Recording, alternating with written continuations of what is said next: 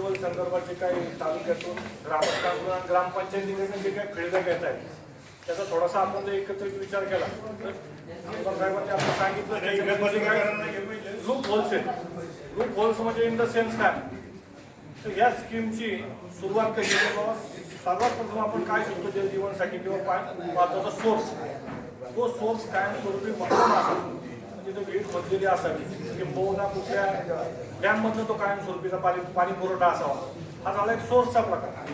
Source उपलब्ध झाल्यानंतर ते जे पाणी आपण रायझिंग मेनद्वारे जे एखाद्या स्टोरेज टँकमध्ये आणतो त्या स्टोरेज टँकमध्ये ते पाणी आणल्यानंतर मग आपण डिस्ट्रीब्युशन करतो. पण जिथून ते डिस्ट्रीब्युशन गावामध्ये येतं सगळ्यात महत्त्वाचा उपलब्धता काय तर सोर्स नंतर स्टोरेज टँक नंतर झालेलं डिस्ट्रीब्युशन सिस्टीम.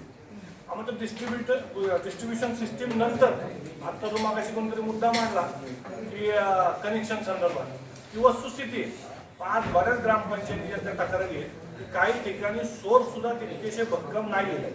मग पाण्याची उपलब्धता नसेल तर एवढ्या मोठ्या स्वरूपात स्टोरेज टँक असतील डिस्ट्रीब्युशन सिस्टीम असतील मग तिथून पुढे गावाला होणारा पाणी पुरवठा असेल कनेक्शन्स असतील तर हे सगळं जर सोर्सच आधार असेल तर ह्या योजनेच्या खर्चाचा सर्वसामान्य माणसाला ग्रामस्थांना उपयोग काय. हा एक टेक्निकल मुद्दा मी फक्त आपल्या पत्रकार बांधवांच्या माध्यमातून सांगायचा उद्देश काय हा 50 वर्षांनी या स्कीम येतात तर आपण देखील त्याच्यावर लक्ष द्यावं.